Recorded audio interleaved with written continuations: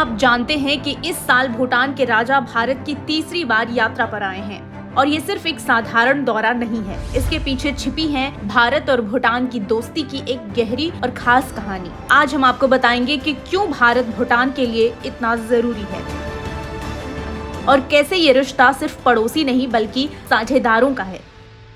भारत और भूटान के रिश्ते की शुरुआत होती है 1949 के ट्रीटी ऑफ फ्रेंडशिप से, जिसमें भारत ने भूटान की संप्रभुता को बनाए रखते हुए उसके विदेशी मामलों में मार्गदर्शन देने का वादा किया। लेकिन कांग्रेस के शासन के कुछ दशकों में भारत ने भूटान पर ज्यादा ध्यान नहीं दिया और ऐतिहासिक तौर पर इन रिश्तों को अनदेखा किया गया था। लेकिन 2014 में मोदी जी के सत्ता में आने के बाद चीजें बदली और आज ये रिश्ता दोबारा से मजबूत साझेदारी का प्रतीक बन गया है। और यही वजह है कि भूटान ने अपने देश का सबसे बड़ा नागरिक सम्मान order of the Druk Gyalpo Modi ji को दिया। ये सम्मान पाने वाले वो पहले विदेशी नेता हैं।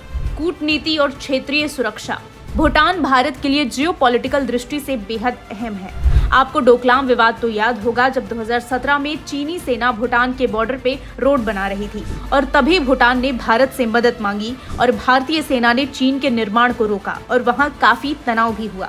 दोनों सेनाओं के बीच स्टैंड ऑफ भी हुआ, लेकिन आखिर में चीन को अपना निर्माण कार्य बंद करना पड़ा और अपनी सेना को वापस बुलानी पड़ी। और इसके साथ ही भारत के करीब 2000 सैन्य कर्मी इंडियन मिलिट्री ट्रेनिंग टीम के जरिए भूटान की सेना को ट्रेनिंग और सुरक्षा सहयोग प्रदान करते हैं। आर्थिक सहयोग। भूटान की आर्थिक रीढ़ है हाइड्रो पावर प्रोजेक्ट्स, जिनमें भारत का बड़ा योगदान है। भूटान के कुल निर्यात का 63% हिस्सा हाइड्रो पावर से आता है और 3 हाइड्रो प्रोजेक्ट्स प्लांट्स भारत की तकनीक और आर्थिक सहायता से बने हैं। और इसके साथ ही भारत ने भूटान के गलेफो माइंडफुलनेस सिटी जैसे प्रोजेक्ट्स में मदद की है, जो पूरे क्षेत्र की अर्थव्यवस्था को बदल रहे हैं।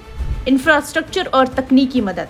भारत की बॉर्डर रोड ऑर्गेनाइजेशन भूटान में अहम सड़कें बनाती है। ये सिर्फ सड़कें नहीं हैं, बल्कि दोनों देशों के बीच संपर्क और सहयोग की सड़कें हैं। भारत ने भूटान में यूपीआई और रुपए जैसे डिजिटल सुविधाएं भी मुहैया कराई हैं। इससे वहां का फिनटेक रेवोल्यूशन शुरू हुआ और लोगों की जिंदगी आसान बनी। क्या आपको लगता है कि भारत और भूटान का ये रिश्ता आने वाले सालों में और मजबूत होगा? हमें कमेंट्स में बताइए और सब्सक्राइब करें निष्कर्ष टीवी को।